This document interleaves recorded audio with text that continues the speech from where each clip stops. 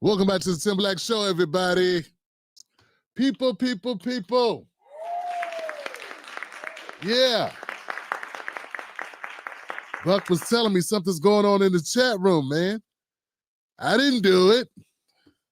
What's up? Yo, what's up, man? I gotta say what's up to my moderators, the one and only Black Mamba and Buck Bewley, y'all. Give it up for them. Our moderators. It's time for the moderators. It's time for the moderators. It's time for the moderators. Yo. Okay. Fine. It's Friday. Yo, what's up, Friday? How y'all doing? I hope I got the day right. Let's see what we got here. Bam! There it is. There it is. Got my little scorecard thing. I think it adds a nice finishing touch to the Tim Black Show, man. You know, man, it's a little something, you know, it's a little, makes us look a little more, you know, thought went into this. So what's going on, everybody? Hope everybody's doing okay tonight, man. Welcome back to the Tim Black Show. If you're new to the show, we do U.S. politics and breaking news and Black culture on this channel. Glad to have you. And it's good to be here. See what's else. Fam, we got people. Man. I wonder if I can read the names still. Are names still here? There go people. There's people. I see people. I see Chris Jones in the building. Tobias in the building. Bodista's in the building. Elizabeth Lunny, Jay, Rod in the house. Original Americans in the building. Sherry Covington. Yeah, things do look different. Huh. Yeah, something's going on. It is different. Uli Christine, what's up, Uli? What's up? How you doing? Galaxy in the house. That guy McFly. Rude Boys in the building. Don Dada. Jasmine Brahman. Jasmine, did you get my message? Thank you, Jasmine. Yo. Ants. What up, Ants? Black Women Stand Up is in the building. I love that name. Yo. Realmus Mister. Yeah, things are different here. My people. Yeah, that's what it is, fam. Yeah. I feel like I'm at the beach. I think it's this long sleeve t-shirt. At the beach, man. Got the glasses on. Got the hat on. I'm trying to see Renato McCall's in the building. For Porter. Yeah, this is crazy. The ats, okay, so your names are gone, but your ats here. That's what Buck was saying. Okay, I got you. Yeah, because it's Black Mamba, but it's not. It's got her whole at. Okay. And Buck says whatever's going on here is not just us. It's all across YouTube. So thank you, Buck Bewley, for the update about the chat situation. You know what I'm saying? Lady, oh, yo, what's up, Tay Diggs?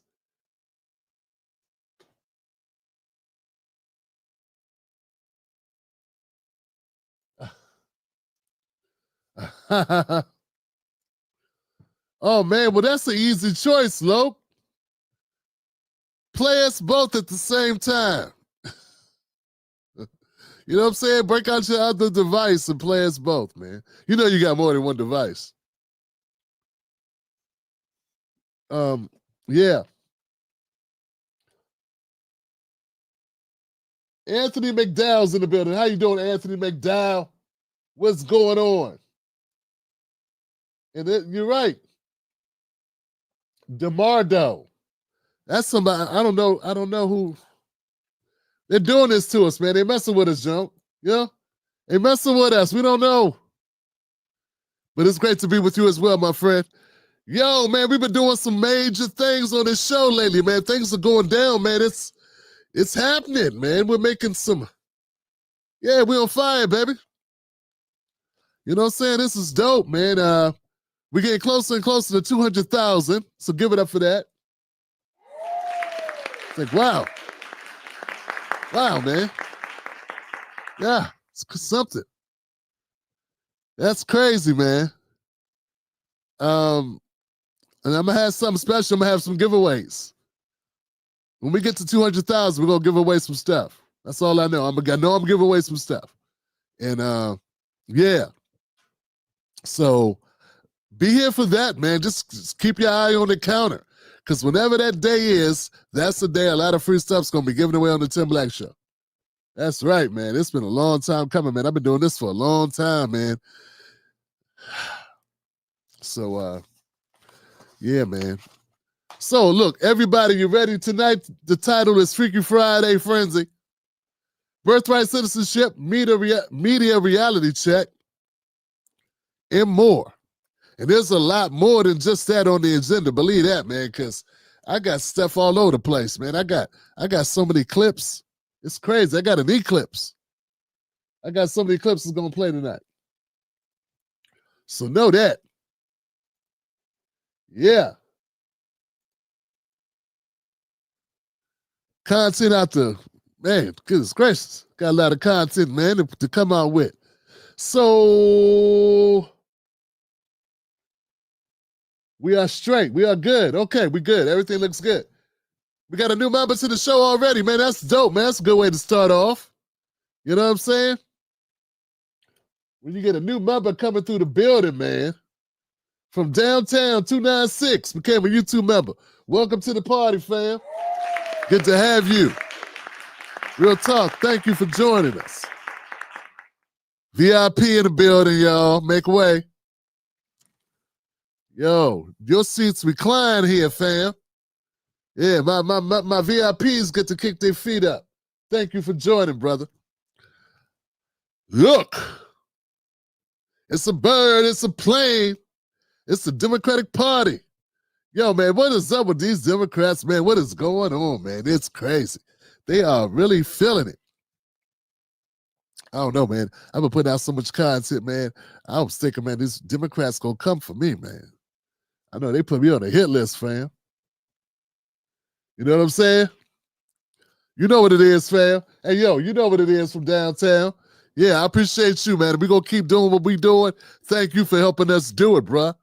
Real talk. But if I had you know what I'm saying, if I had 100 more people like you, man, you know what I'm saying, who knows?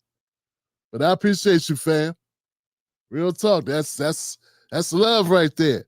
When people come through, man, and they say, you know what, let me contribute to the show. Because I found it valuable. Not a handout, but you find it valuable, you know, you appreciate the work, and you like to see it continue. That type of thing. You know what I'm saying? Because there are more deserving people that need help, man. You know what I'm saying? So this ain't a handout, man. This ain't charity. Charity, it's a lot of kids out here, man, that need if you're giving out charity, you gotta go take care of the kids, baby. You know what I'm saying? Me and Mrs. Black, we try to come up with ways we could do stuff like that, you know, because that's what me and Mrs. Black, we talk about all the time. And we keep saying, when we get to this certain point, or I keep saying, when I get to this point, I'm going to be able to do this. And I don't know, man. I think I'm just going to have to do it, even though I'm not at the point. You know what I'm saying? Because what happens if I never reach that point? You know what I'm saying? That might happen. All right. Anyway, it is what it is. I don't want to talk negative, but I'm just saying, you know, it ain't never going to be perfect. You know, nothing's ever going to be perfect, so you got to do what you got. Do what you can with what you have where you are right now. Yo. Yeah, fam. Yeah.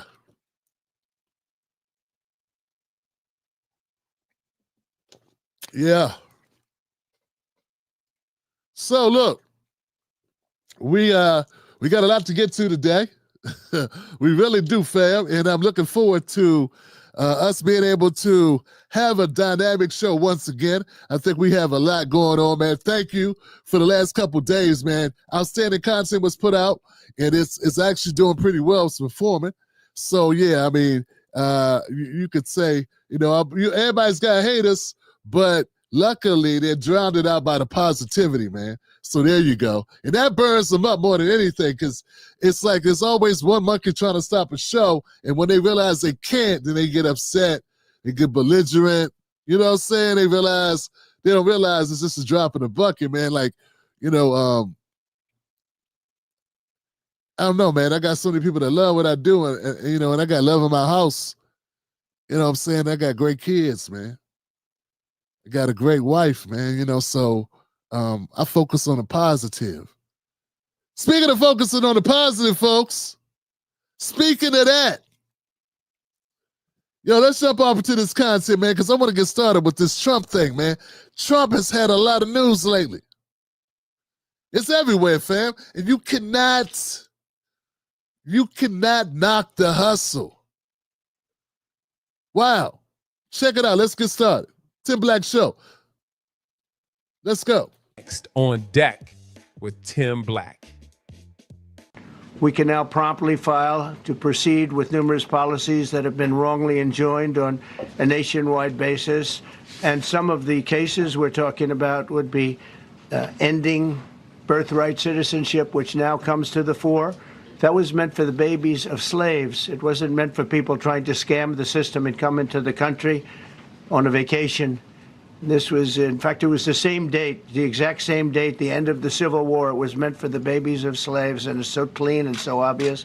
But this lets us go there and finally win that case, because hundreds of thousands of people are pouring into our country under birthright citizenship, and it wasn't meant for that reason.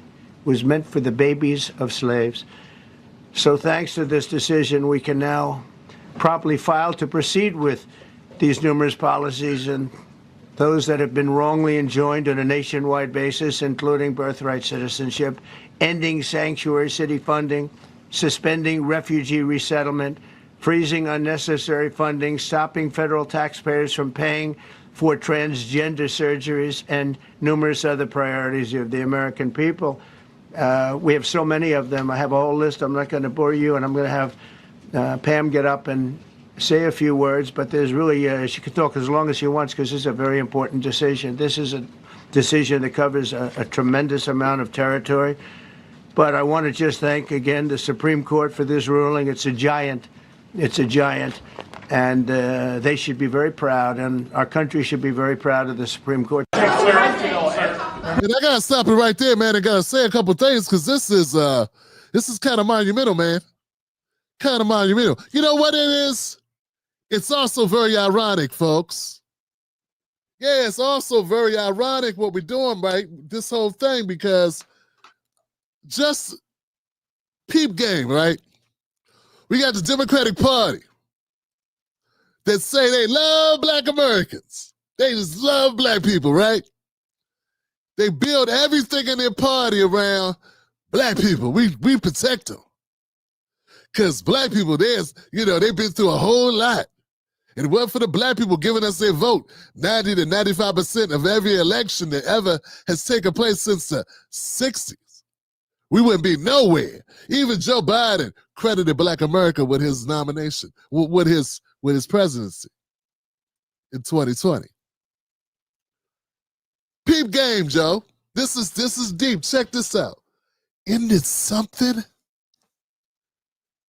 Isn't it something?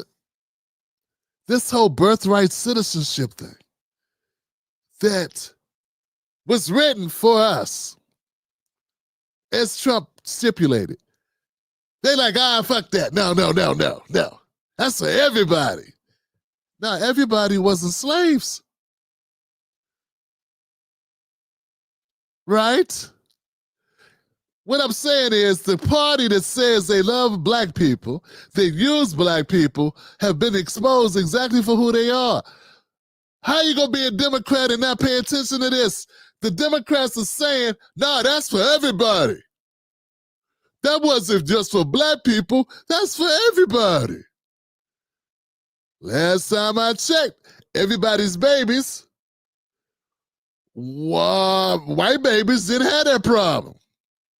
So everybody's babies didn't need to become citizens. Right? Just us, because we was property. How a chair gonna have a citizenship? See, black people was considered things, not people. Not a full person anyway, right? So the party that says that gives lip service to how much they care about black people, that uses black people for everything from LGBT rights to gay marriage to trans and sports, everything they can, to immigrants, deporting and keeping immigrants in the country who didn't go through any processes, the dreamers, everything they do, they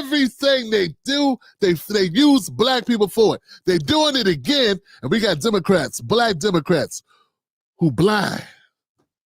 They black can't see nothing. How you not gonna see this? How can you deny? It's like denying the nose on your face. You look in the mirror, you see it, it's right there. Big black nose, right there, it's right there. And I was like, what if I was like, nah, I ain't got no nose on my face? What nose? You're using it to breathe, just inhale through it. No, it ain't, That's how Democrats, black Democrats sound after what happened today. Watching the Democrats run around and try to pretend that birthright citizenship was about people who weren't even here. Yeah, Johnson. It's something. Denial is not just a river in Africa. Let's keep going. Not Canada. This is about Canada. Why not? Why not Canada, by the way? Why? I mean, Because this is about a different subject right now. This is right now actually a much more important subject. We just ended a war that was going on for 30 years where 6 million people died, so don't ask me a trade question on Canada. This is a tremendous breakthrough in a few short months. That was a very important moment. That was a very important moment where this interviewer tried to knock Trump off his square. He was talking about Congo. And this guy wanted to switch the conversation to the white folks over in Canada about a trade war. And Trump shut it down. Now, if Biden would have did that, all the Democrats been like seals. They'd have been like sea lions. They'd all be clapping. Clap on, clap off. You wouldn't be able to stop them from clapping if it was Biden. Oh, if it would have been Obama who would have dropped the mic, they'd be doing memes. Memes would be everywhere. Memes everywhere. That's my president. They be putting out rap songs. That's my president. That's my president. He said, nah, we talking about Congo right now. It's important. 6 million people have died in this war. It's been going on for 30 years. We got a peace treaty. That's my president. But since it's Trump, I'm a sellout for even talking about it, and you are a sellout if you thought that was good for him to say. Yeah, you're a sellout, or you're stupid, or you're food, or you're drinking the tea, or the Kool-Aid. Something wrong with you. But when they clap for goofy shit, like Hip Hop Day in New York,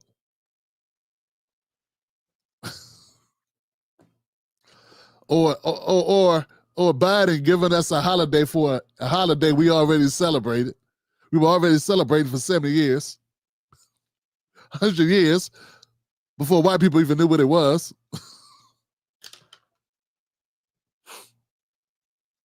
Supposed to clap for that, though. We live in some strange times, don't we, fam? We've now achieved peace between India and Pakistan, Israel and Iran, and the DRC and Rwanda, and a couple of others also. Serbia, they were getting ready to go to war with a group I won't even mention because it didn't happen. We were able to stop it, but I have a friend in Serbia, and they said we're going to go to war again. And I won't mention that it's Kosovo, but it's Kosovo. But they were going to have a big time war, and we stopped it. We stopped it because of trade. They want to trade with the United States. I said we don't trade with people that go to war. And we said that also with, if you take a look at Pakistan and India, it was great. They have two great leaders, and they were able to stop. They were in the midst of a big fight, I guess everybody saw, and it was going to get very bad. And they are nuclear nations, very powerful nuclear nations. And a question for both the President and the Attorney General. Under Birthright Citizenship, if this is implemented, who would be tasked with actually vetting citizenship? And how, like, would this be a situation where you have nurses and doctors checking for citizenship of parents, or? This is all pending litigation. It's going to be decided in October by the Supreme Court, and we'll discuss that after the litigation. If you have an undocumented baby, would that baby then be an enforcement priority? The violent criminals in our country are the priority now. Let me put it in perspective. Today marked the 2,711th arrest in our country of TDA members, just TDA. Everyone in this room agrees they are one of the most violent criminal organizations in the world. And the Biden administration let them walk into our country for the last 4 years. 2,711 of them today have been arrested in our country. That is the priority of Donald Trump. That is the priority of this country, of Homeland Security, of all of our lawyers, of FBI. That's the priority. That will be discussed in October when the Supreme Court hopefully rules in our favor, and we're very confident of that. But you should all feel safer now that President Trump can deport all of these gangs, and not one district court judge can think they're an emperor over this administration and his executive powers and why the people of the United States elected him. Next. I want to stop right there, man, and just point out that,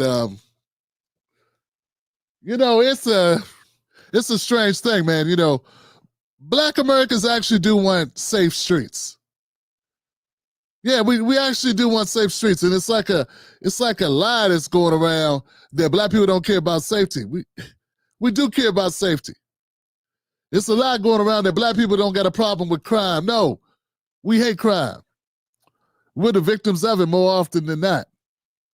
So, like, the idea that we want criminals running around, running our cities, let's just say that's been grossly exaggerated. That ain't the truth, man. Big Mama don't want to have to be afraid. She want to be able to sit on her stoop. Sisters want to be able to come home at night after a long shift. Brothers want to be able to go to the store without getting caught up in gunfire. Like, that's what we want. And the last thing we want is a bunch of TDA gang members running around, intimidating folks, robbing folks, killing folks, and doing other things. So we don't want that at all. But what we don't want from the cops is extra harassment.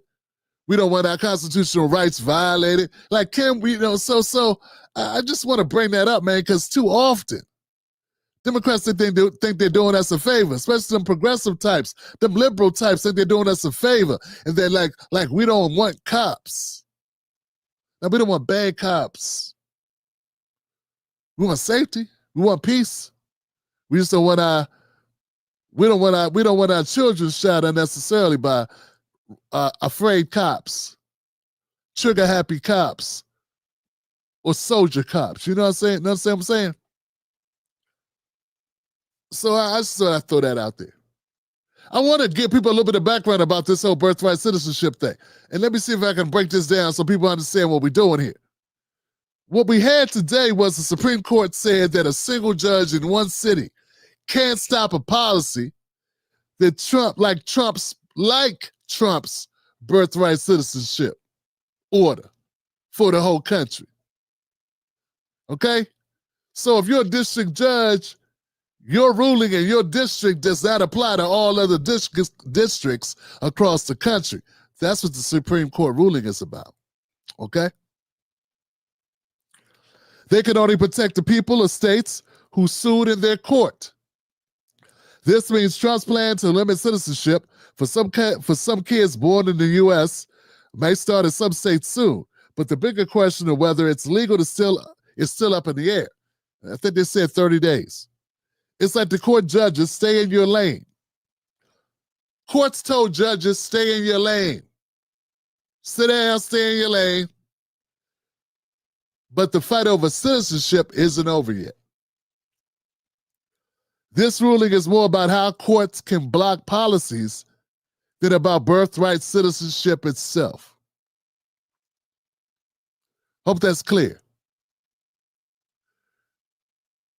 Birthright citizenship, we still gonna find out if that's gonna work out as far as Trump's being able to block some kids or those kids whose parents were not citizens, but had those kids here. And contrary to popular opinion, it doesn't benefit Black Americans that they have all these ways of bringing new people to the country, who we already know displace us because of such heavy discrimination that we face. That's one element of it. The other element of it is whenever you got a market, when you got some people that'll take less money, who can work without benefits, work without safety nets, work without security protocols, work without workman's comp, work without safety mechanisms in place, work without getting treated like a human being, work without all the rights of a regular worker. Well, that messes up the whole pie. But see, they want to deduce it like we hate people. I love people, man. I was raised a Jehovah's Witness. I used to be a little kid knocking on people's doors, trying to save their life. I thought that's what I was doing. I was one of them annoying people knocking on your door 9, 10 o'clock in the morning on a Sunday. You used to run from me. I was one of those folks. So I take great offense to people that say, oh, you hate Latinos, you hate Hispanics. No, I hate you for lying on my name. I'm just advocating for Black Americans. And one way I advocate for that is jobs. Yeah, housing, resources. Can't advocate for everybody. I got to pick a group, and I'm picking a group that's got the most discrimination of any group in this country, and that would be Black Americans. Okay? That's what I'm doing. That's what I'm doing.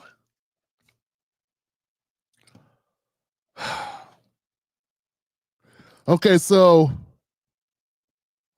I hope that makes sense about the birthright citizenship and about the Supreme Court ruling. Hope that's clear for folks. What they did today was make a ruling, then what happens, what's decided in one district court, don't change the price of tea in China, baby. Yeah. You just one cafe. That cafe can set its own prices, but it don't control the whole market. So we'll keep it going from there, y'all. Let me know if that's clear, folks. Hit the like button if you like the content so far. It's Friday, y'all. It is Friday. We're making it happen here on the Tim Black Show. Don't forget, guys, go to jointimblack.com, become a member of the show. There you go, a member of the show. We look forward to seeing you there. Next. On Deck with Tim Black. Is the Democratic Party a left of center party? I think you've just hit I think this is the identity crisis that they have. I think it's just a collection of people that don't like Trump right now. Right. And that served them well in 20. But imagine trying to create a big tent that had AOC and John Kasich in it. Right. Right. Or how about, or Liz Cheney and AOC.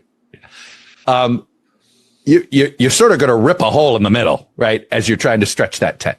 And I think that's why they sort of have lost they're just, it feels like they're way too poll tested. It feels like that they're trying so hard to sort of keep their suburban voters. And that's been part of their problem. The growth in the Democratic electorate is in the suburbs, wealthy suburbs. And so the growth of the Republican electorate has been in the working class exurbs and actually in the working class, even in working class urban areas.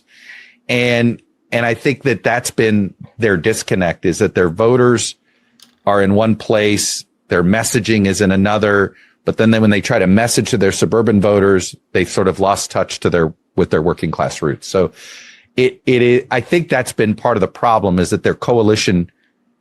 I think both parties' coalitions are too big. You know, we would probably be a better democracy if we could have four major. Next on deck. You know what? I usually disagree with Chuck Todd just because he's Chuck Todd. And what I mean by that is his track record for falling in line with establishment BS. But I do like his response here. This makes sense, right? There should be multiple parties in this country, man. I've been saying that forever. That's part of the thing that got me even involved in politics, was this idea of helping third parties, helping other parties get their feet under them. And I was real active in that space for a long time, Johnson. I was one of them people, man, because I believed we needed more options. Can't just have Democrats and Republicans. We need other. And in the last election, I was supporting Dr. Cornel West as he was trying to bring forth a new party. You know, I supported the Green Party in other elections. Became, real cool. Well, so I thought I was. Still cool with Ajama Baraka, but I haven't talked to Jill Stein that really, not in a while. But I'll say this though, man. The real problem with the Democrats is the money, man. It's the money and the lack of actually, it's too many people who just careerist. And to me, that's really not what I think politics is for. I don't see politics as a way to move up a career ladder. I see politics as being a public servant. And too many of these people just see it as an opportunity to be an ugly person on TV. You know what I'm saying? Like, they couldn't get to Hollywood as actors or actresses. They can't sing or dance, but they feel like they could be stars being politicians. You know what I'm saying? Too short to model, too round to act. You know what I'm saying? Not funny enough to be comedians. But they could go on TV on MSNBC, you know what I'm saying? If they be politicians, they could get on CNN and they could do this, they could do that. And then they get to write off stuff and raise money and not actually have a real job, you know? Not actually, So that's one of the problems I see with the whole political landscape of the United States. But here we go, folks. We're looking at it happen right now. Democratic Party. We got some saying this guy Zorahan is the future of the Democratic Party. They got rid of the guy, the DNC chair. That little dude, he's gone, I guess, right? I don't know. Is he? So they were getting rid of him too. Said he was too radical. I don't even know if he was radical. I didn't pay much attention to him. I'm not involved into the machinations of the Democrats anymore like that. I just, look at them for what they are. A lost cause. Yeah, a lost cause. Who uses poor people, working people, as camouflage to make themselves virtual signal so they can virtual signal to the rest of the world as if they're doing something. That they're doing something that's, holier than thou. And I don't think they are, Johnson. I think they answer to the same people. The Democrats answer to the same guys Republicans answer to. The guys of money in Wall Street. The guys of our military-industrial complex. The guys of our deep state. They all answer to the same people. AIPAC and other non-government organizations. That's what they do, lobbyists. How you gonna be upset with me because I don't go with your lobbyist organization? What in the hell is going on? You don't see this?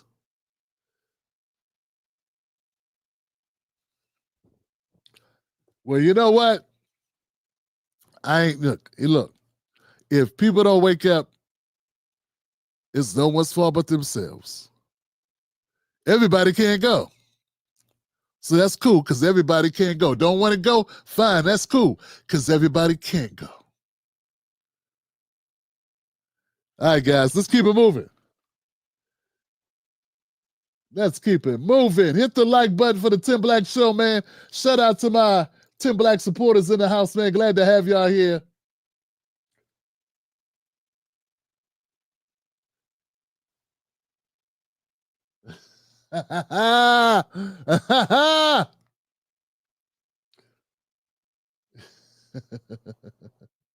Yeah, I see some comments. That's funny.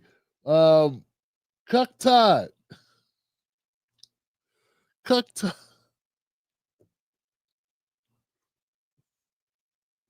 Oh, man. My people, my people, my people. Here goes a good one. Black were not the only slaves. Who were the other slaves? Thought. I'll be your Huckleberry. Go ahead. Who was the other slaves? Go ahead.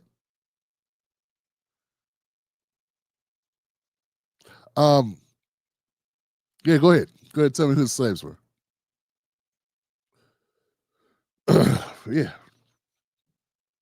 Who were the other slaves?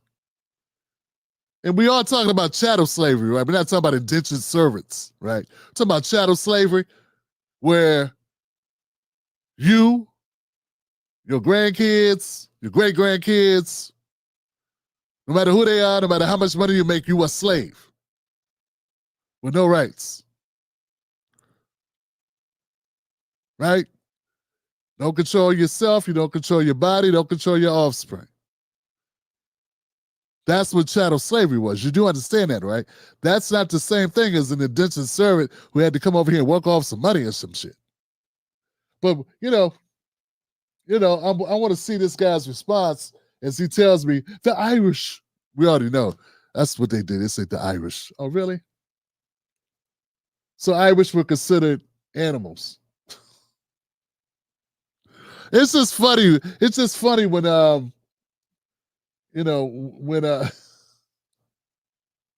it's just funny when the trolls come out, man. It's Friday, man. We're not gonna pay attention. But Tim Black, get out of that comment section, Tim. Oh, come on, Tim. Don't get in that comment section. You know better, Tim. I told you, get out of here. It's bad over here. Don't get in here, Tim. It'll derail the whole show. Listen to these people.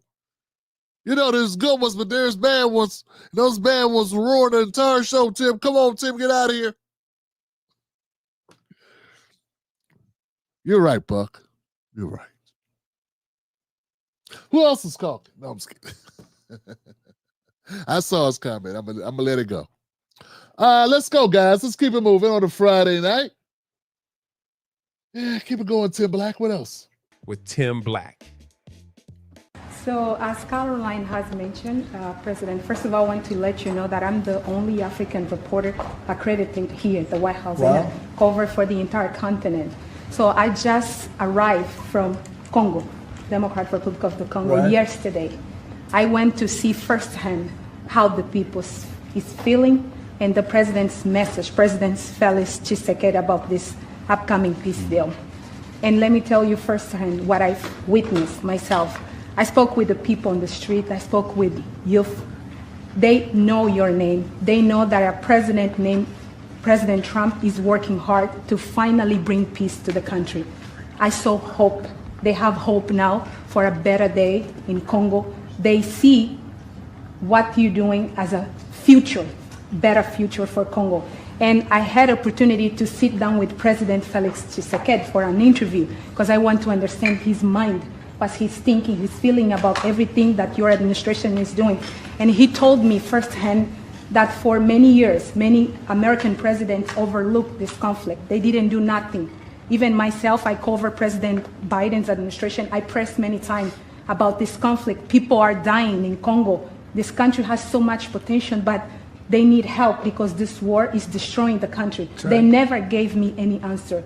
And he told me, President Tshisekedi, that you have no idea, he's very thankful for what you're doing, for what your administration is doing. Not only him, the entire Congolese people, they see that finally they will have hope. And President Tshisekedi also mentioned at the end of my interview that when peace finally comes to Democratic Republic of the Congo, he's thinking to nominate you as a Nobel Prize Peace, because he said you deserve, you have been working to bring peace in the world, not only at the Congo, and he's very hopeful to meet you in the future. That's so nice, boy, and that's so beautifully stated.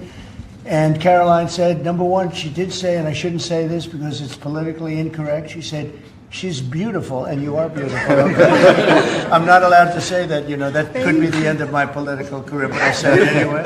But you are beautiful, and you're beautiful inside.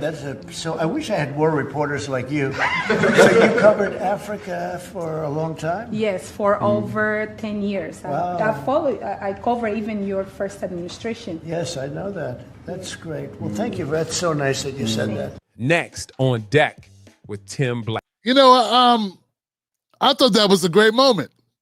But, you know, then again, I'm a Democratic Party hater. So, you know, you got to take everything I say with a grain of salt when it comes to Democrats, because I hate them. That's because they lie to Democrats. The Democrats lie so damn much to Black Americans, particularly to weasel votes out of our pockets. Give us false hope and distract us with shiny things like kente cloths and George Floyd days and shit like that.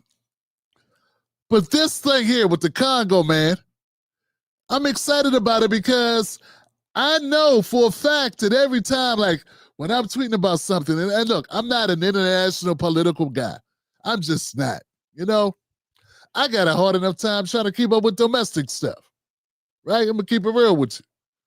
Luckily, I'm having people that are volunteering to help me do some research on some of our domestic issues, because it's difficult trying to do a good job on just that.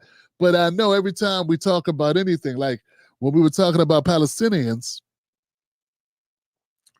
you know, I had people that would contact me like, Tim, we got to push more on Congo. When I have conversations with my brother Jamal Baraka, and he's talking internationally about the diaspora, he's talking about Africans across the globe and what they're going through. He breaks it down for me. You know what I'm saying? And that's one of the ways I stay connected to it. But I got to say, man, I don't remember Biden saying a mumbling word about the Congo. And even if there's people are saying, Tim, oh, he's saying stuff, so what? Hey, that's more than what we were getting, right? And I didn't say name a monument after him. I said this is good. But see, I'm a Democratic Party hater. You're a Trump derangement syndrome recipient, sufferer. So you're gonna how you feel. Someone said, Tim Black, well, they weren't really talking to me, they were just talking. And they were saying, well, you know, Trump wants to get the minerals out of Congo. You know what? I don't think the Congolese care. Yeah, as long as they get peace, and as long as we somehow they benefit from it. Look, man, nothing's for free. This ain't, I do not believe that any powerful country does things just to do them because they nice. Okay, so that should be a given. What are we, 2? What are we, 2 years old? Yeah, you probably still thought we were letting all these immigrants in the country, all these people across the border because we wanted to help them, right?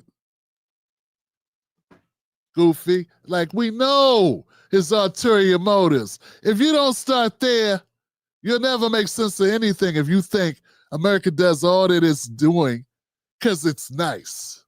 Nah, man, so that's beside the point, man. I don't get caught up on that. I don't care why someone does what they do. I care about what the outcome's going to be and how we can benefit, because people have all types of motives. You don't need to waste your time trying to figure out why somebody does that. Maybe you can figure that out with your spouse. Maybe you be concerned with that with your kids. You know what I'm saying? Why they might do something. But for people that you don't personally know, be more concerned with their actions and how those actions impact you.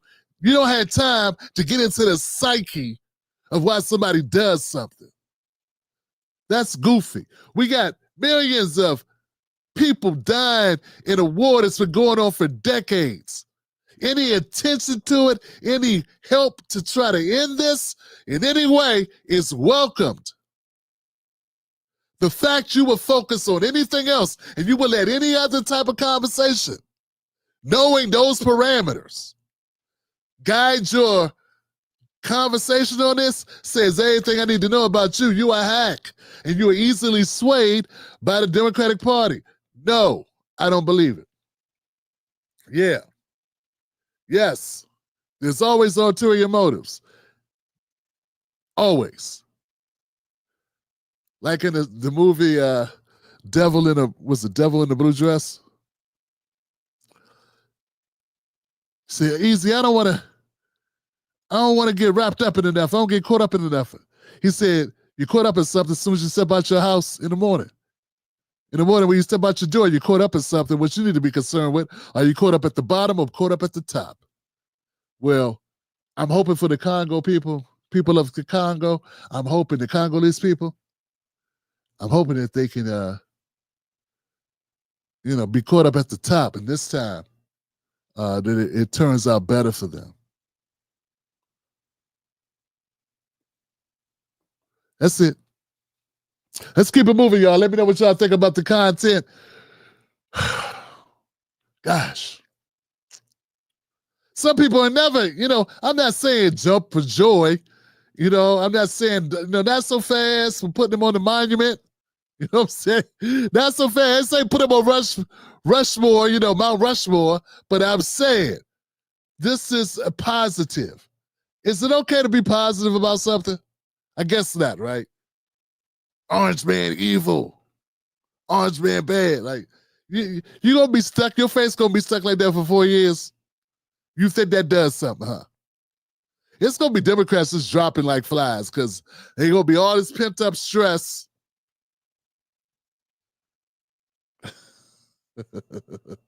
Just hate life. Walk around with their fists balled up. All right, let's keep it moving, y'all. Let's keep it moving. Come on, Tim Black. Keep it moving, Tim Black. Net migration just turned negative for the first time in 50 years as self-deportations swamp legal immigrants. By sheer coincidence, growth in blue-collar wages also just hit a 60-year record. Left-wing media, of course, is horrified. Oh, whoa. I think that was said so smoothly without any actual enhancements. Right? He had no real deep inflection in his voice. His tonality didn't change. He said, for the first time in 50 years. Was it 50 years? The actual net of deportations and importations switched. So we have more people leaving than coming to the country for the first time. And guess what happened? All of a sudden, our cost of labor, the earnings of labor went up for the first time.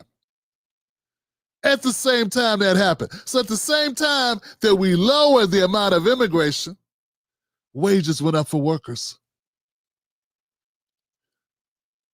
Now, we've all heard it.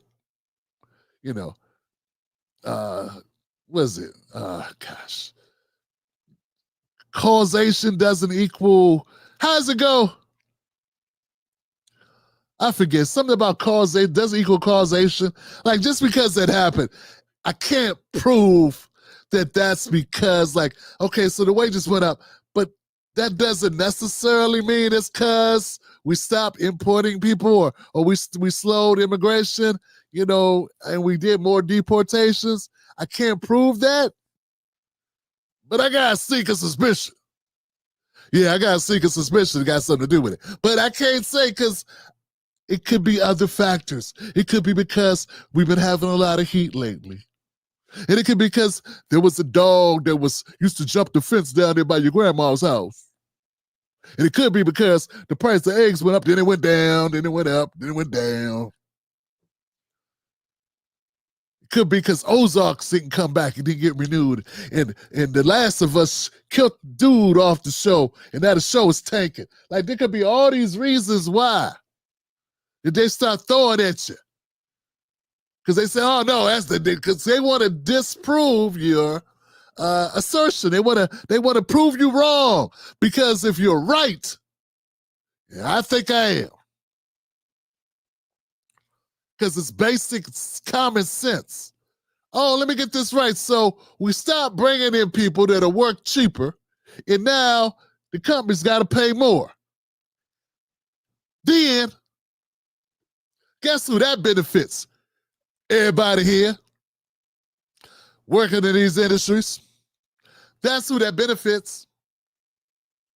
Yeah. But now prices got to go up, Tim.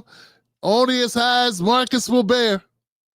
Because if you can't, nobody will buy your shit, you got to drop the prices. They use that on you. We got to have slave labor, Tim, because you ain't going to pay more. You don't want to pay more for McDonald's French fries. First of all, McDonald's French fries got so many chemicals in it, you shouldn't even be eating that. It should be 2 ingredients in French fries. 3, oil, French fries, and salt. That should be it. You know, potatoes. But now that's like 40 ingredients in French fries from McDonald's. That's why they taste so damn good. It's like crack, Johnson. Point is this, man. If McDonald's has to have slave labor in order to give you French fries for $2.50, or whatever it is, maybe they need to lower the CEO salaries. See, there's other places they could cut. Anyway, let's get back to it. So the brother here, my man just said, he said there's been a change, and this change has impacted the bottom line, Johnson. And I, for one, want to make sure people get it. Net migration just turned negative for the first time in 50 years as self-deportations swamp legal immigrants. By sheer coincidence, growth in blue-collar wages also just hit a 60-year record. Left-wing media, of course, is horrified, with Bloomberg clutching pearls about employers having to pay living wages to legal workers. The migration news comes from the Washington Post, who blames the, quote, near total shutdown of the southern border and the loss of legal status for millions of third worlders Joe Biden imported so-called temporary protected status. Along, of course, with the mass deportations that continue at the rate of thousands per day, with self-deportations running closer to 5,000 to 10,000 per day. The difference is stark. In Biden's 4 years, the Congressional Budget Office estimates we took in over 10 million net immigrants. That's official numbers. In just 4 months, Trump is on track to turn that negative. The Post cites a pair of open borders economists fretting about companies not being able to hire workers. But to their credit, this is the new semi-based Washington Post after all, they also cite the fact that roughly 1 in 10 young Americans are neither employed nor in education. In other words, we have millions of excess workers. They're just not willing to do backbreaking work for minimum wage. Indeed, just last week, there was a fascinating raid at an Omaha food plant where ICE swept in and arrested 76 illegals, nearly half the workforce. Within 2 days, the company was flooded by job applications from Americans eager to apply for those jobs. Ain't that something? That's the opposite of what they've been telling us, right? Yeah, we've been having Jasmine Crockett go around the country saying Americans are lazy. Americans don't want to work. Now, Americans don't want to be exploited. They don't want to work for $2 an hour. But there are a lot of young Americans who'll do any job that's paying well enough for them to buy a hamburger. Maybe buy a secondhand car, be able to get a car or something, get off the bus. It's a lot of Americans that are willing to do that. Hell, it's not just young Americans, it's old Americans whose Social Security ain't adding up right. So, but it's a lie going around. It's a lie to manipulate us into thinking that Americans are lazy. No, that's just so they can replace you with other workers and pay less for it. Somebody in the comment section got my attention, and I know I shouldn't be paying attention to this. I know I should not be paying attention to this, but I gotta say it, brother. I gotta put this person on the spotlight. Daniel says, "You're so close, Tim. Immigrants are responsible for being exploited. It's the corporations at fault, Johnson. Give it up for this guy.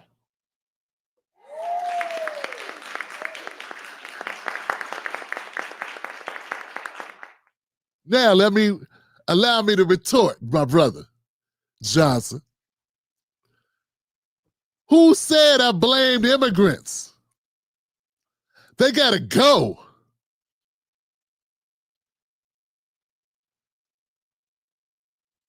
They gotta go.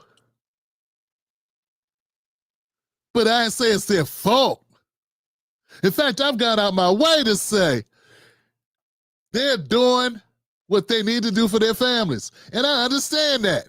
Who the hell don't understand people doing what they need to do to take care of their families, to provide for their families? Who the hell would blame somebody for that? Not I. But see, when I say you gotta leave, you make that sound, you interpret that as me not liking them. That's why. Nah. Because I'm advocating for the people that are here in America who ain't got a fair deal in this country, who built it for free against their will, whose parents were snuffed out and locked out of opportunities by government policies that denied our upward mobility. The least I could do with a platform, unlike your friends, is advocate for them black people. You know, the same black people, them Democrats always saying they want to thank them for helping them get elected. And you're the backbone of the Democratic Party. I'm advocating for those people. You would think I'd get more support from the liberals. But nah, brother, I don't have a problem at all with Latinos or Asians or anybody, man. Nah, that's not it. I don't have a problem with white folks either.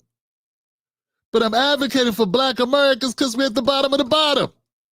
We 40% of the homeless population in a country where we're 14% of the overall population. That means we're 3 times more likely to be homeless. Are you hearing this? Are you hearing this at all? Yeah, I know corporations be hiring people. I know the corporations are behind the fact that they are the ones employing people. Who else gonna employ people? But they gotta go. The problem I got with liberals and progressives is they don't want them to go, even if it hurts us.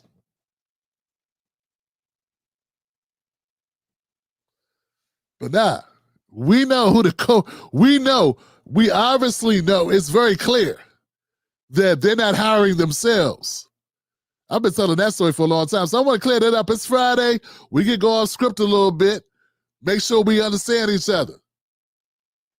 Yo, I used to say this all the time 20 years ago.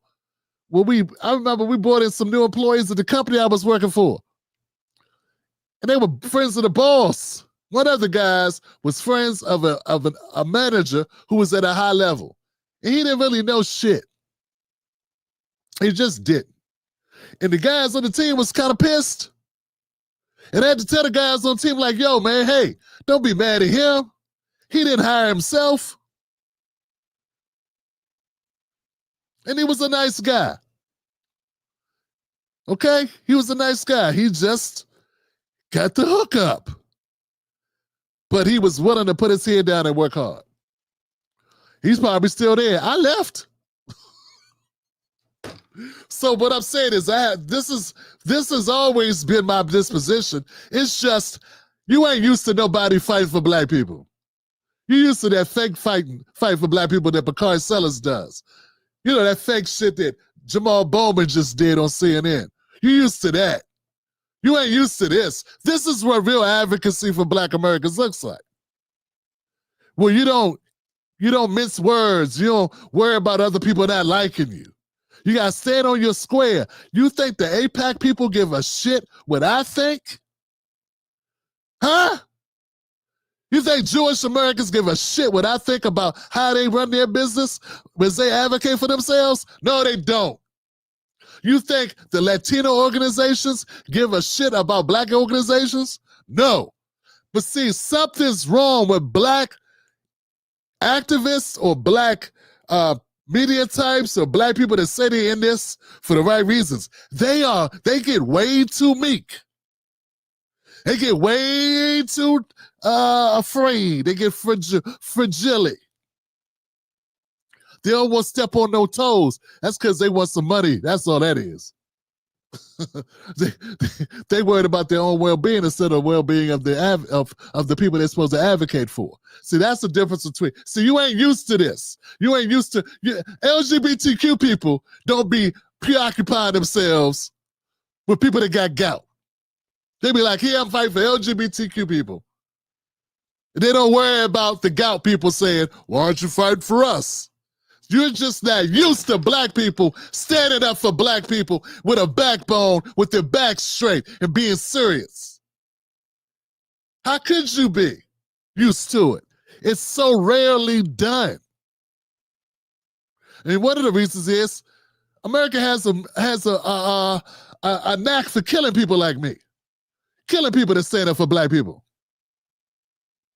That's another reason why. It ain't all because people are punks. Some people want to live their life and be here to do it. All right, Johnson. But I want to thank you for your commitment to saying shit to Nah, man, I'm glad you made that statement, though. So we can clear it right up. We can clear it right on up. You know what I'm saying? Nah, man, I don't blame them for, I don't blame immigrants for immigrating. I blame my country for allowing it.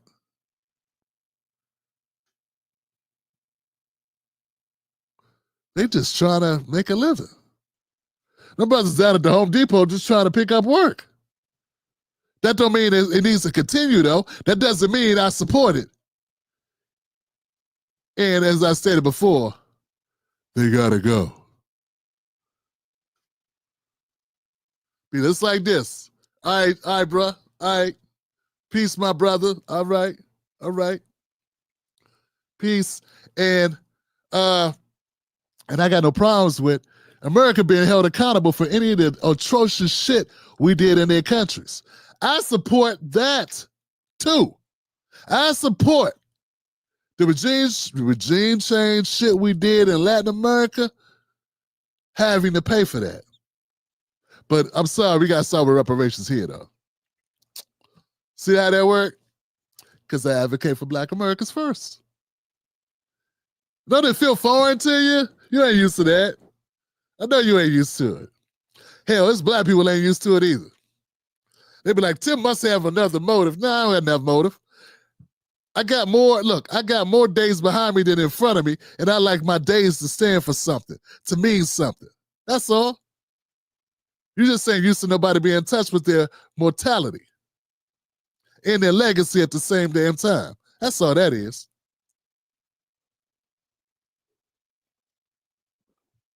All right. It's Friday night.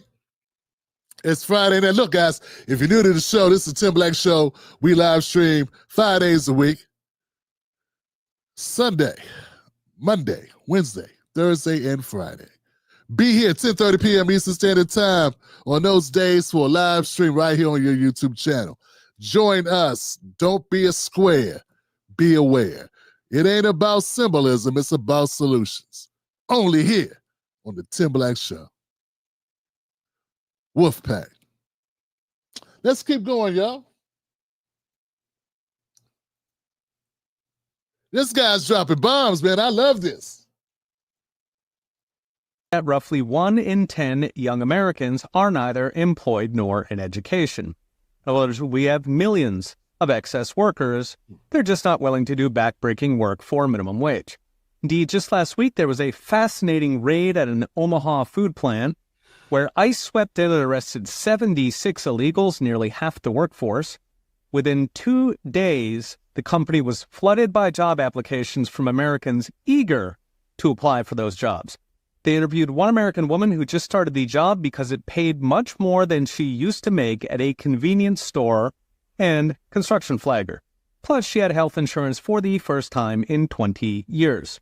A separate Wall Street Journal article reported another meatpacking plant near Omaha that's now offering $24.50 per hour with ergonomic workstations and no night shifts. Expect to see a lot more of this as ICE raids continue. One large study in California found the average hourly pay for native-born workers and legal immigrants is almost twice what it is for illegals. Did you hear that?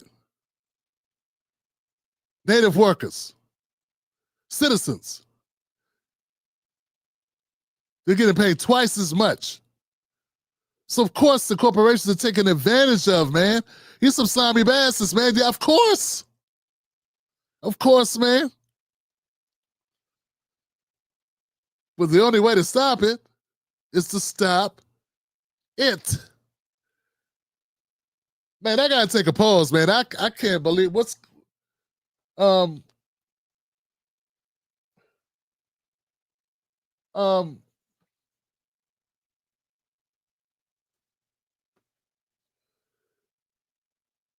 AAA Affinity LLC 3436.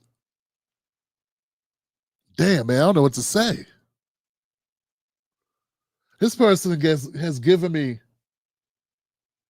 4 super chats for a total of $350.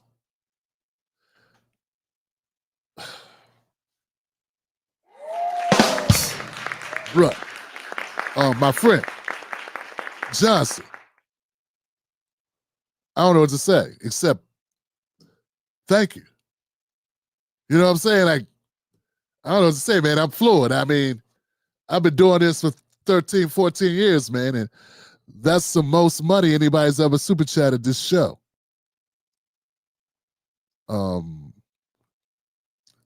Thank you for supporting the work. I hope not to let you down. And we really appreciate you.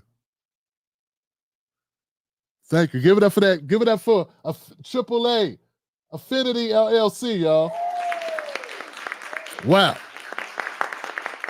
Man, I don't know what I did to earn that, man, but I need to keep doing that. What did I do? What? I'm gonna rewind this and find out what I said or did. I did something. I need to keep doing that because it's working. Thank you.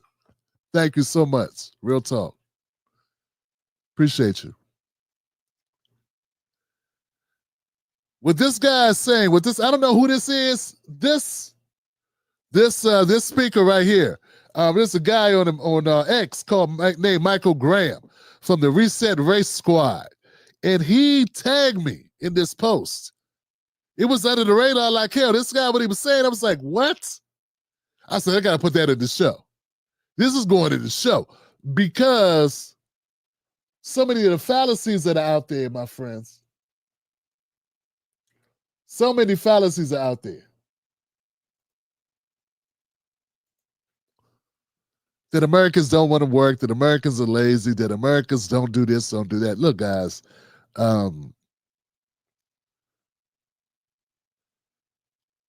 man, nobody wants to be exploited. That's what I'm coming up with. People don't want to be exploited. And we should not support exploitation. We should not support exploitation, not just because it exploits us or hurts us, not just because it hurts us, but it hurts the exploited.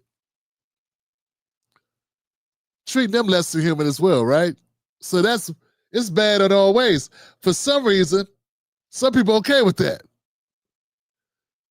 Jasmine Crockett go around the country telling everybody, we need somebody to exploit. That's how it always is in America. Just be glad it ain't you. Yeah, that's a humanitarian talking, ain't it? Raised in Catholic schools. Went to the expensive Catholic schools when she was a kid just to get out, become a lawyer, and then say, we need slaves. It's some hypocrites, man. It's some hypocrites, man, Wow, these are some hypocrites running around here, fam. The general pattern is illegals compete every job to minimum wage, which chases out everybody else. And in case you're curious, labor costs make up about 25% of meat, with meat packers making up 1/7 of that. There's also truckers, cashiers, shelf stocking. So meat packer wages are about 4% of a pound of beef. In other words, double their wages and you'll pay another 20 cents a pound. In return, of course, we don't have tens of millions living hand-to-mouth on government benefits and then voting to burn the whole thing down. Now, blue collars finally getting decent jobs, decent work conditions, and health insurance sounds like the kind of thing every American would celebrate, especially Democrats being the alleged party of the working man. Of course, given an amnestied illegal votes Democrat at roughly 100%, they will throw millions of working class under the bus to get just one more migrant. So what's next? Brought to you by Unchained.com. Trump's immigration crackdown is doing exactly what he promised, reversing the decades-long slide in blue-collar wages that was pulling every rung out of the ladder for the working class and the young. Recent studies have estimated we've only gotten rid of maybe 1 million illegals so far, with north of 10 million to go, meaning 60-year records for blue-collar wages are just the beginning. Okay, we'll be next on. Wow, man, I gotta say, that's amazing, man. I'm glad he shouted out who he is because I had no idea who he was. I hadn't watched the entire clip. I watched the beginning and I said I gotta include it because we need more conversation and more data about what's really going on. Wow. Meat packers, their wages only account for like 4% of the cost of meat. I got to do more research because I got to understand what they're saying here. I got to understand it because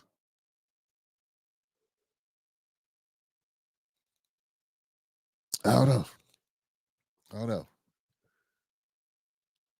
It just boggles the mind what I'm discovering here.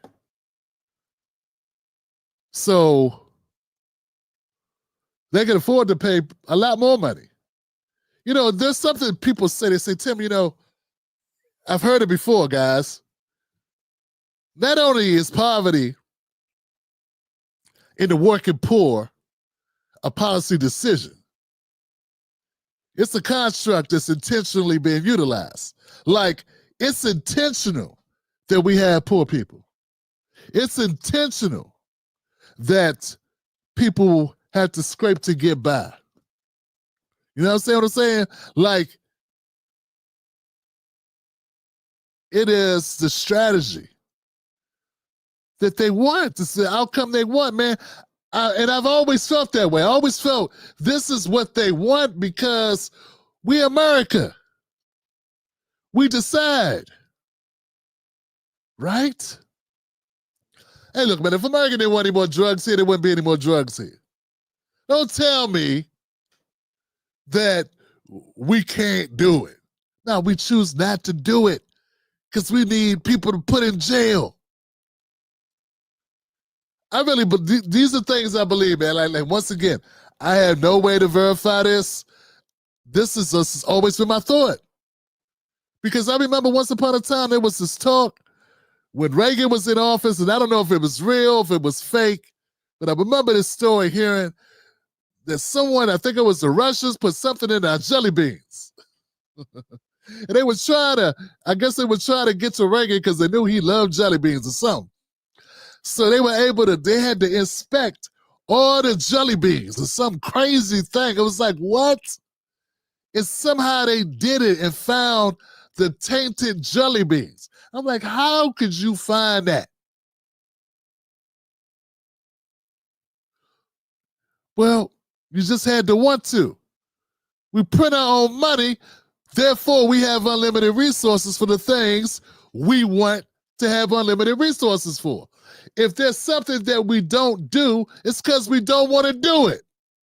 It's like a lazy person that's, they can get up and throw it in the trash. They don't want to. My grandbaby's 3 years old, my youngest grandbaby, 3 years old. She'll tell you because she don't have a shut-off valve.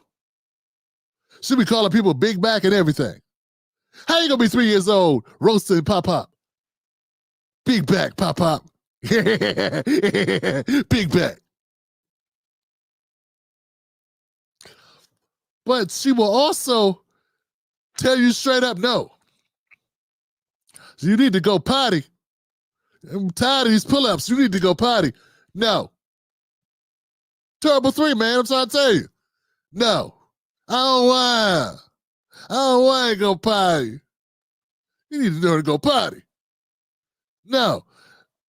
That's how America is, man. America itself, not individual people, but America itself, its government, how we run it, man, we don't want to fix it. You really think America can't do something about Baltimore schools? You really think that? You really think that? Really? You really think so you want to blame Elon? Well, for instance, you want to blame Elon. He got all the money. Why come he just won't end hunger? You don't think he hasn't been told, if you do that, we kill you? I mean, that's what I think. I think it's the reason why Oprah went overseas to help the Africans and didn't open up schools in the U.S. Someone told her you can't. No. That's what I believe. I believe that a lot of the bad things in America that you hate, you and I hate, that we both hate, are things that are that way because that's the way the government wants it to be. And they got to have something to fight against, to keep you occupied, to keep me occupied, to keep me talking, to keep this whole circle of life going. You understand what I'm saying? I know it sounds crazy, but doesn't it sound like it makes sense? In a diabolical, evil way? Yeah. The price of your steak, is that impacted by how much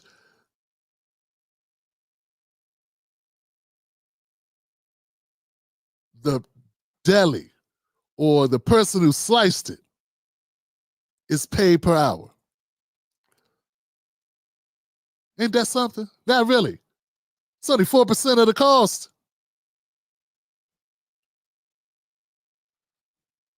Interesting. I'm tripping, y'all. I'm tripping. I'm losing it, man.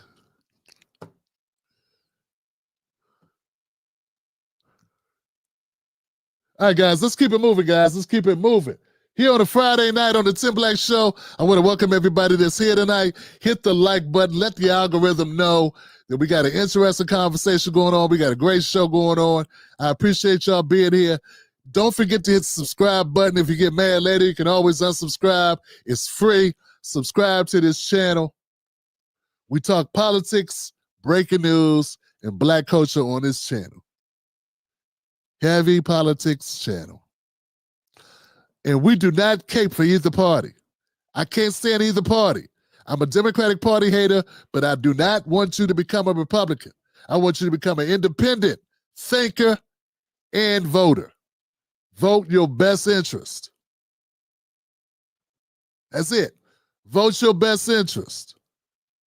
Spend your money with those who show you the courtesy and respect and give you the right product. And I expect you to do the same thing with your vote. All right? All right. Let's keep it moving, y'all. Friday night. Back with Tim Black. Quickly, do you think the Democratic Party is going to learn some lessons from this race? I hope so. They got to. Everyone should get on board and endorse Zoran right now because our party, our approval numbers are 20-something%. We're on life support. We allowed Trump back in the office again, and our democracy is on the precipice of falling apart. The Democratic Party has to save American democracy. And leaning into Zoran and others who are stars in our party. We got a bunch of stars right here in New York. Chia Seig, Tiffany Caban, AOC, on and on and on. Uplift them. We have to bridge the gap, the generational divide. That's happening in the party between the older, more establishment, and the younger. We have to bridge that gap to save our country. Next on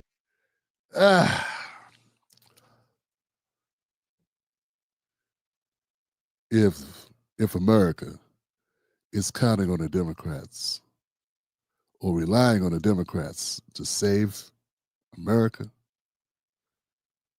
we are done.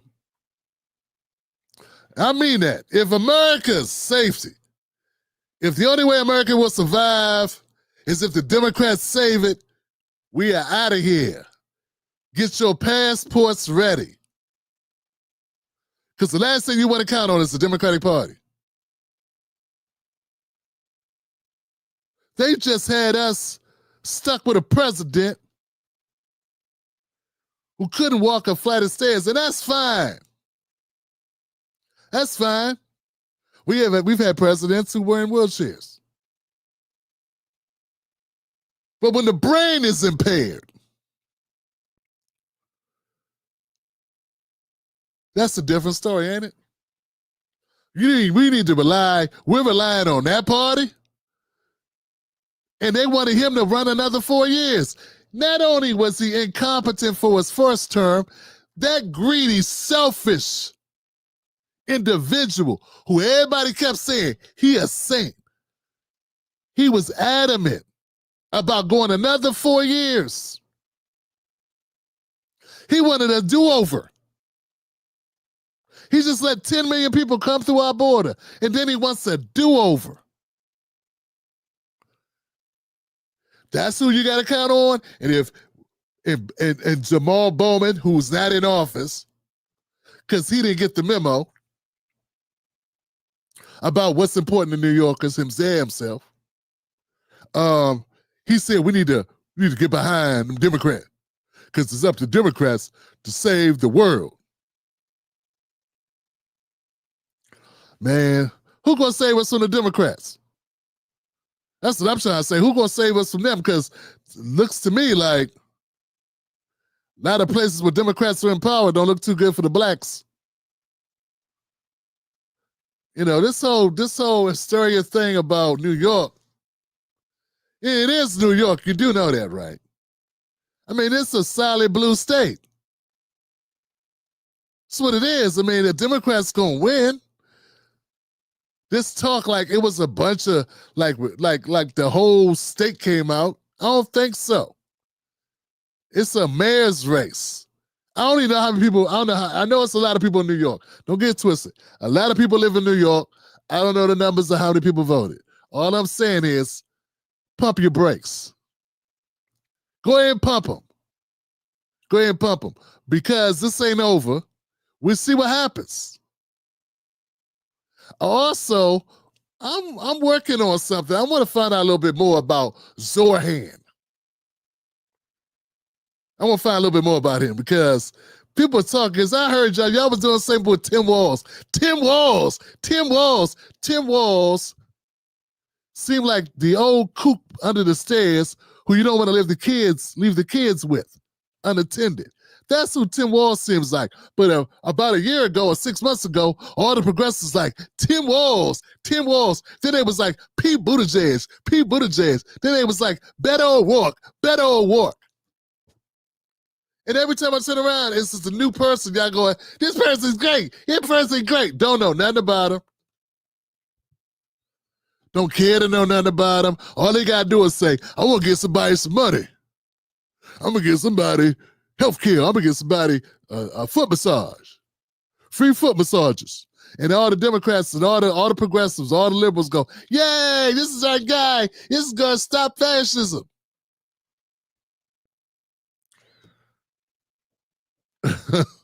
I don't know yet. I don't know.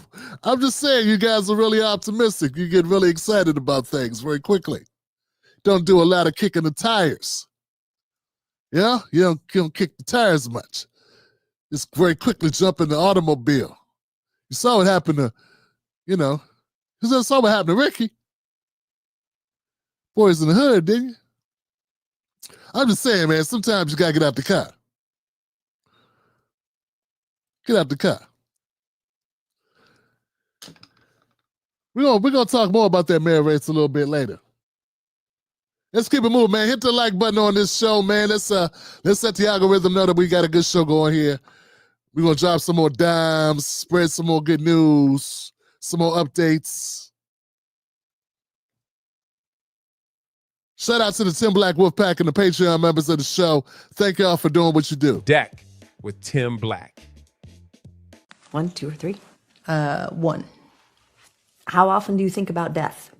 Let me tell you one thing that was interesting to me, and I think you're the first person I share this with publicly. The last year of my mom's life, she was sick. Her body was just shutting down for a number of various reasons. We were sitting on the couch watching one of her court shows, and she was starting to realize she's coming to the end. And this woman that prepared me for death and talked to me about all this stuff and was like, I'm ready to die. Who needs to be old people around too long? Blah, blah, blah, blah, blah. She leaned over to me and she said, wow, this went fast. And I held her hand. I said, what are you talking about? And she said, life. She said, this went fast. And this was the woman who was ready. And what that told me was that even when you tell yourself you're ready, if you're living a good life, you're never really ready for it to end, right? So I hope I feel that way, even though I will be ready for it, because it's been good and purposeful, that I'll feel like, shh, I wish I had more time. So I'm trying to live my life like that,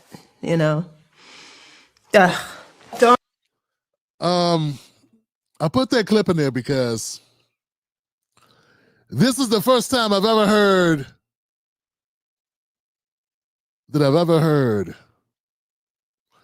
Michelle Obama say anything that touched me. First time. And I've been so critical of her podcast. I've been real critical of her. You know that if you've been here, because it's not about anything. There's nothing important said. Just little innuendos about how bad a husband Barack is, how unhappy she is, or kind of halfway flirting with somebody to try to get a rise out of, I don't know, and a bunch of elites sitting around talking about what they had for lunch. For some reason, doesn't interest me. You know what I'm saying? But this made me feel a certain kind of way. This made me feel a certain kind of way, Johnson.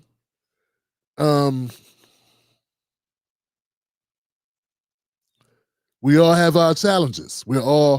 Some people that are watching this show are facing health challenges. Some people doing this show are facing potential health challenges.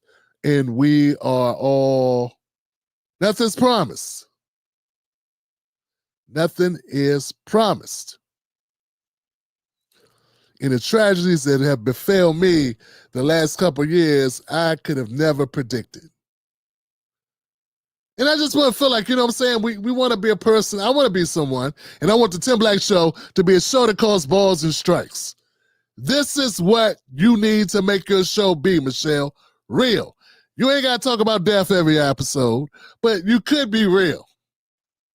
And stop acting like you talking to people and folks need this and folks need that and project a certain image. Nah, people just want realistic, real authenticity in people. That's what people look for. And they don't want a bunch of BS.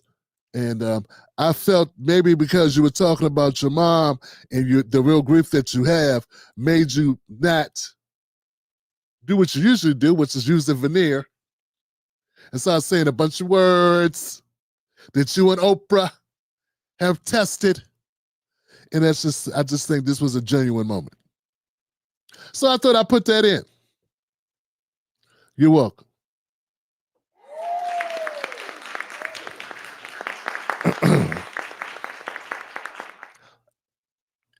Yeah. I'm going to leave that there. That's enough, right? That's enough. Okay, let's keep going.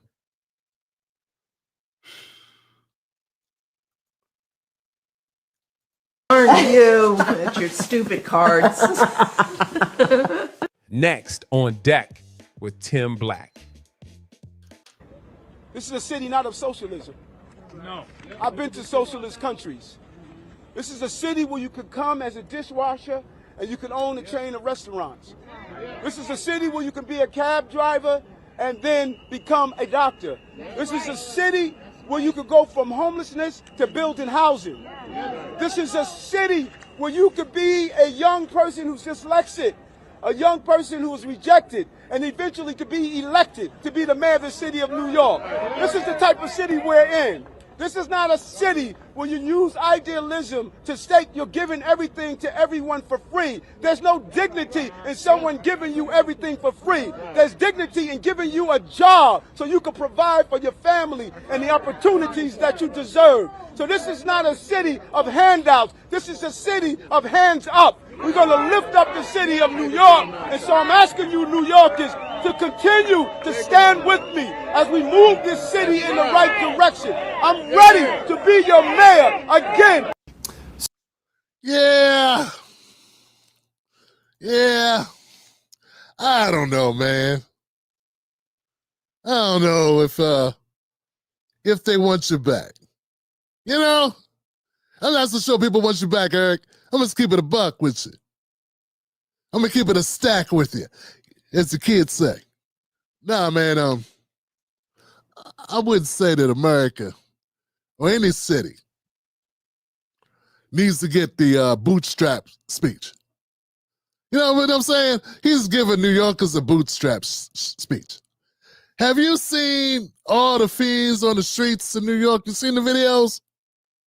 You see the people that are living outside at like the beaches and at the parks? Some people need help, Eric. I'm not saying it's everybody, but some people need help.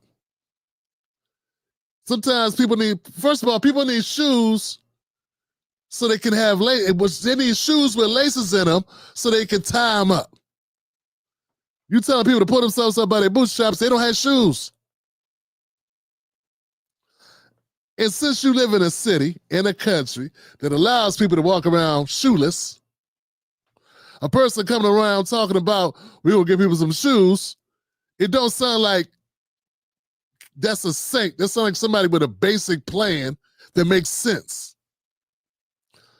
Now, I do believe at some point people who are given these suits or given these shoes need to be able to maintain them and then be able to work towards the ability to buy a new pair when they need to. But in a society, in an economy, in a country as rich as America, we shouldn't have people walking around with no shoes or without shoes. People should not be walking around stepping on broken bottles shoeless. That should not happen.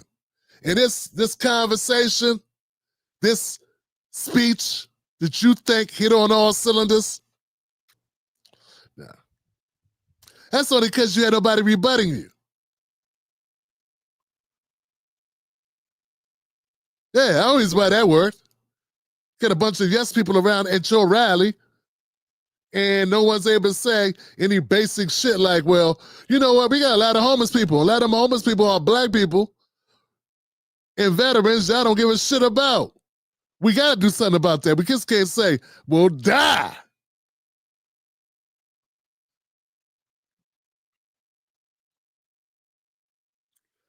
Even the migrant that set the sister on fire on the train. What was up with the mental health shit with that person? Don't tell me they just did it because they're evil. Yeah, they may be evil, but they also are deranged, obviously. He was fanning the flames like this. And what's up with the people, the rescue people that was like, oh, well, nothing to see here, Jesus Christ. Like, it just kept on walking. I was looking at this, I was like, is that the rescue worker walking? You don't see the lady on fire? You don't smell pork rinds or nothing. Where the hell? Where are you walking to?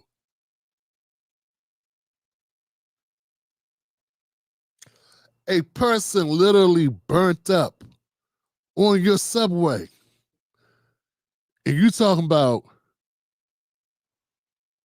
we get people to help people, but people need to have dignity. It's dignity, it's dignity. Man, we need, some basic things gotta happen. I don't think anybody should just be able to ride the system forever.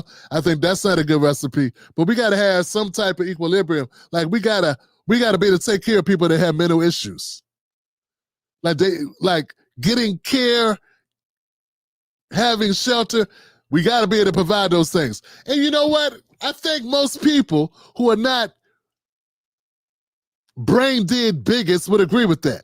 What good is it living in a country that's as rich as America is if our people don't have basic services? I mean, if you could go to any other Western country and get this shit, why you can't do it here? Because too many people are like you, Eric Adams. You hate the blacks. That's basically what it's always been. Yeah, America's always willing to sacrifice a lot of poor white people just to keep poor black people from getting shit. That's really what it is, Eric Adams. That's really what it is. Nah, man, I'm not against people getting help. My thing is, once you help people, then they got to be able to fly. But anybody can hit hard times, Eric Adams. Anybody can need help, and we got a mental health crisis in America. They say like 1 out of 4 Americans are on some type of drug, psychotic drug, or I forget the SSD something drugs, or SSA. I forget the name of those drugs, but it's a psychoactive drug for their mental health. And what I'm saying is, we got to be able to take care of people that are in these conditions. I mean, what good is having a country with a lot of money if all we do is use it for Netflix and Prime Video deliveries? Like, you know what I'm saying? Like, what good is it? You know, like, we can get an Uber any time of the day, but we can't feed our kids? Yeah, I got a problem with that. So, again, you know, once again, guys, I'm not saying people need to be all fat and just sitting on the government and not working forever. I don't believe that. I don't believe that's a good way to go. But there's got to be a midpoint where we don't go that far, but we don't be just like, died in. Because a lot of people, it's like a lot of people are going through a lot of issues. And I think if you're in a country that's as rich as, and we can make bombs, if Barack Obama could drop more bombs, so many bombs that we run out of bombs, we could put some people in some places where they ain't got to live outside. Then, that makes sense? Yeah, if we can fund Ukraine and fund Israel, and Obama could drop 26,000 bombs,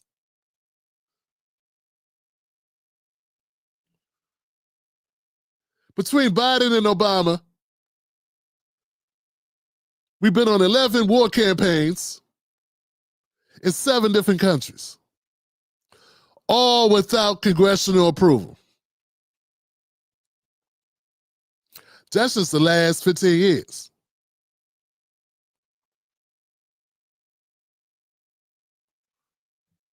I don't know how many trillions of dollars that we spent doing that. Yeah, we could if we wanted to. We could afford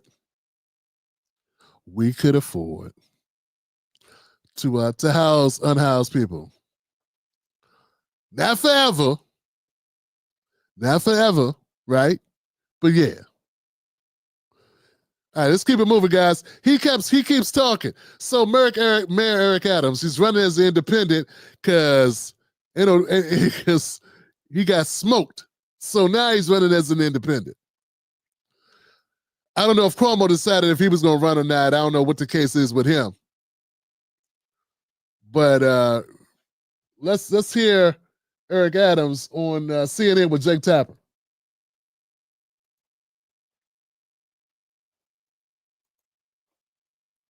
So I want to turn to your likely Democratic challenger, Mamdani, because you said recently that the Jewish community in New York should be concerned about him. You've accused him of using anti-Semitic rhetoric. What specifically has Mamdani said that you think is anti-Semitic? Pro-Hamas. Hamas is a dangerous terrorist organization that should be destroyed. When you embrace the philosophies of Hamas, not only what they do to their own people, but what they did in Gaza to lift them up and praise them, I think that's a clear indicator that something is wrong with that. But he has to when did he praise on his Hamas?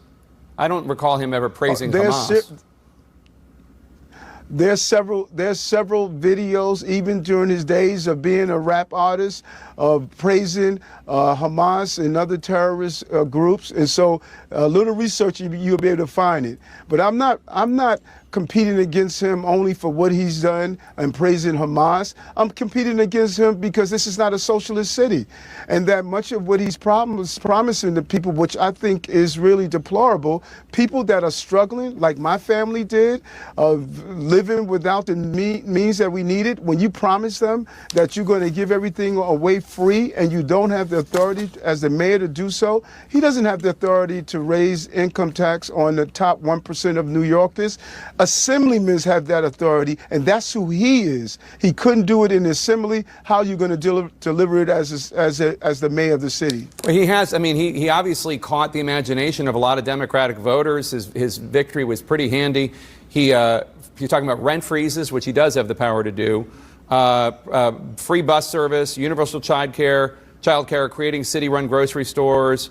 Do you disagree with those programs, or just he doesn't have the authority to do it on his own? Let's go back. You said rent freeze. He has the authority to do so. No, he does not. There's the independent rent guideline boards that independently make that decision. So he does not have the authority to do that. He had the authority to do free buses. I gave him a pilot project to do when he was in the assembly. He failed to carry out on it. 4 years in the assembly, he has not passed one bill. He's making promises to people who are really struggling that he can't deliver on. The foundation of all the things he wants to do for free is coming from an income tax increase on 1%ers. He does not have the authority as the mayor to do that. He has the authority as an assemblyman, and he did not accomplish everything he's talking about doing now. He could have done in the state, but he failed to do so. Next on deck. Yeah, man. It feels a little bit like Hillary Clinton going against Bernie, don't it? I don't know, but it got those vibes like for a second there. I don't know. Maybe some of y'all were thinking it, so I said it. You know, that sounds crazy, but it felt a little bit like that. Because that's sort of like the talking points Hillary used against Bernie. He's just talking. He's just there. He's talking. He's promised the sky, pie in the sky. He's thinking crippled kids can have wheelchairs. This is crazy. Now I don't know. Like once again, we gotta get to the bottom line. Gotta get down into the guts of the data and find out more information about Zorhan. I don't know anything about him. Okay, but I do know that the 1% is going to be giving a lot of money to Eric Adams and anybody else who might stop this guy. That I do know. I know how money works. It's going to be a lot of money pouring in. So this ain't really over yet. They see Eric Adams as a moderate. It also reminds me a little bit of who's the sister from Buffalo who won her nomination, and then the former mayor runs as an independent or Republican. What did he run as? And beat her. She was like, yay! He was like, not so fast, shorty. And he ran. He switched parties and got everybody to say, we need to stop her. She crazy. She gonna spin. We ain't gonna have no meth heads out here living on the streets. We gotta do something. And they gave him a bunch of money, and he ran, and he beat her. So I don't know, man. Who knows what I'm talking about? Y'all know what I'm talking about. Who's the sister? I can't think of her name, but I see her. And so I'm saying, don't count your chickens before they hatch, because this is a long ways from over. It really is. Never underestimate the the powers of the money cap.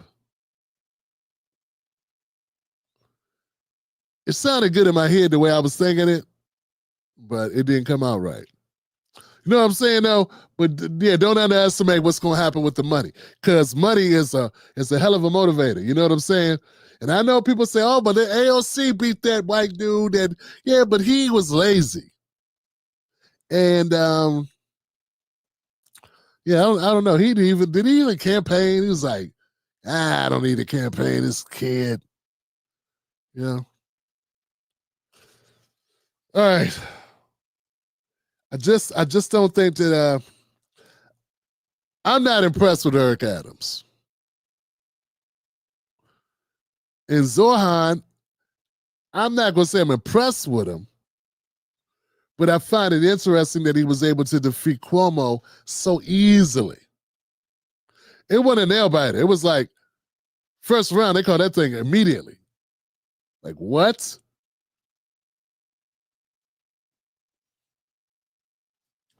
All right, guys, we're almost done. It is 1 o'clock in the morning here on the East Coast. Tim Black. You mentioned the Justice Sotomayor reading her dissent from the bench. In the actual opinion, the justices were kind of going at it. Amy Coney Barrett wrote the majority opinion, and she went after her colleague, Ketanji Brown Jackson's dissent and criticized it explicitly. That has caused some people, like Charlie Kirk, to say Ketanji Brown Jackson is a diversity hire. She's only there because she's a black woman. Of course he said that. Like, it's Charlie Kirk. Yeah. Like, big. So that's not petty. breaking news. Ketanji Brown Jackson is more than qualified to be on the bench.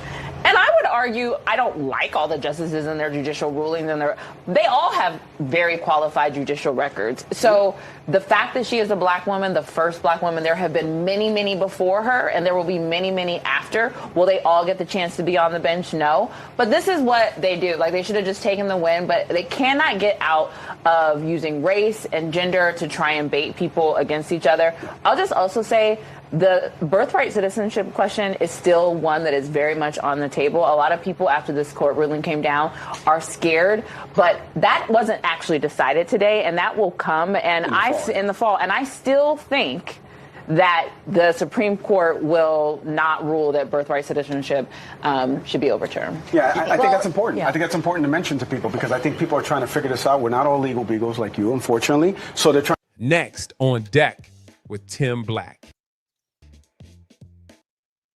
Huh. You know what? Let's talk about Ketanji Brown Jackson real quick. You know, it's amazing that they would mention Charlie Kirk. That's amazing. Why? I don't know. I don't know. Hey, Abby, I've said things. Won't you mention Tim Black Show? Help grow somebody who's not a white nationalist.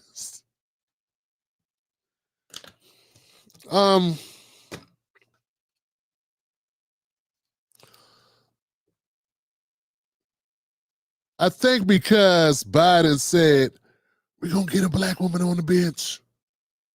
I made a commitment to putting a black woman on the bench, and we did it. I think that's what he's using. Yeah, for the Charlie Kirks and the Candace Owenses and the, these people, like, you can have 50 white people. And if you say, hey, we need a black person, they go, you only get them because they're black. That's what they're using. You can say, well, you got 50 white people, you only got 50 white people because they're white. It doesn't work that way because they don't, I mean, they don't care about that. They don't care about no one cares about being honest. They don't care the other way. You know what I'm saying? But I don't know why Abby felt the need to air that. But I'm sure Charlie Kirk is glad you did. That helps his profile. I don't know. But yeah, as we pointed out, folks, about birthright citizenship, that has not been decided. What has been decided is that a district court judge, their sway is only in their district. It's not across the country. And that's what was decided today. Okay. And people say it will pertain also to cases such as birthright citizenship and other issues. But there are other courts, just think of anything that you could bring to court against the president that, that could be ruled on in the district that, they might try to block. Could be anything. So it pertains to more than just birthright citizenship. All right, that makes sense, folks? Hope so. Hope it makes sense, fam. Look, man, I want to tell you, man, this has been a monumental night, man. I want to thank Tim Black's Wolfpack, people that came through. I want to thank my moderators for the extra innings. I know some of the shows have been going extra long lately, but when we get on a roll and things are feeling good, why not keep the party going? And but I appreciate y'all, and always know, moderators, if you got to go, you got to go. Ain't nobody holding you, you know what I'm saying? And I get it. So please never feel like you're under any obligation for extra innings. You know what I'm saying? So, God, Lord knows you do enough here of volunteering your time to the show. More than enough. You're both very gracious. Get up for my moderators, y'all. Real talk, man. That is it. That is all, man. I want to thank everybody for coming in. Let's go to comment section, man. Let's do some comments. Mega Black Essence.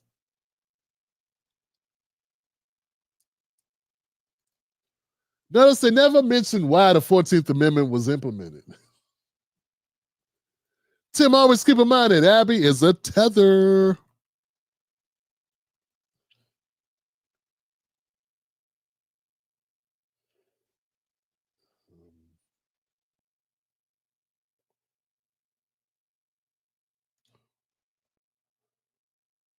Oh, he shouldn't have said it. That was ignorant.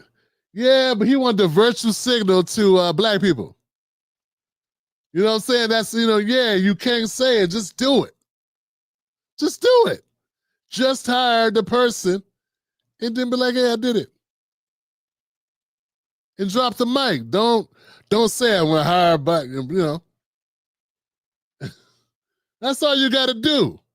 Is just hire who you're going to hire and let that record show what it shows. You don't need to go, I'm gonna hire a Vietnamese person. Just hire a person. And if that person is Vietnamese, be like, looks like I've hired a person. People can see.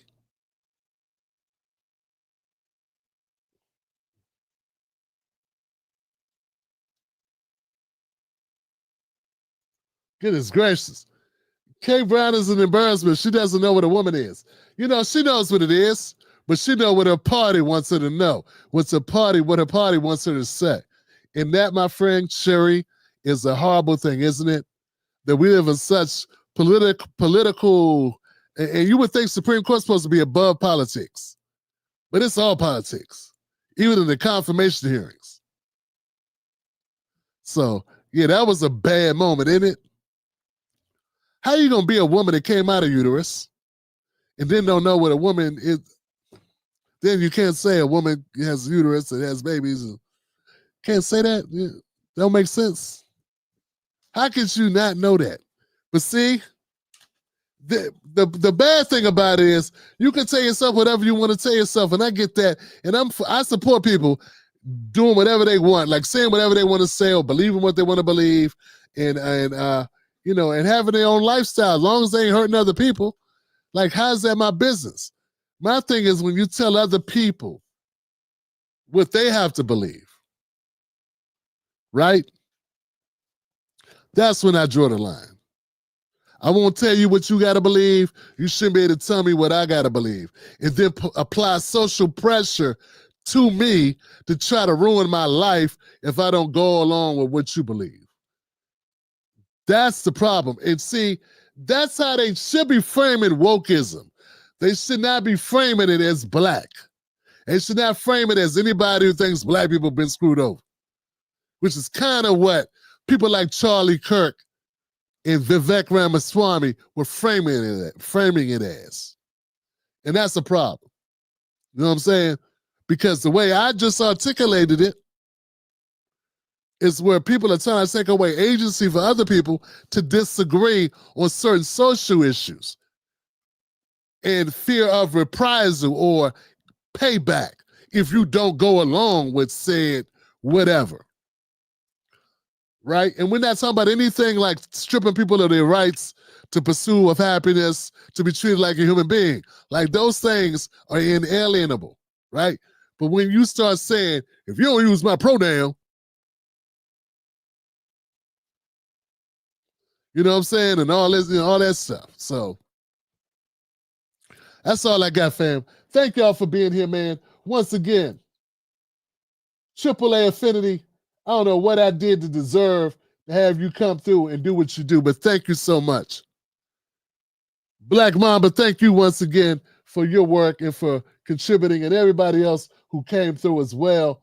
Everyone who contributed to the show tonight, thank y'all, man, for ending this week strong for me, man. I really appreciate it.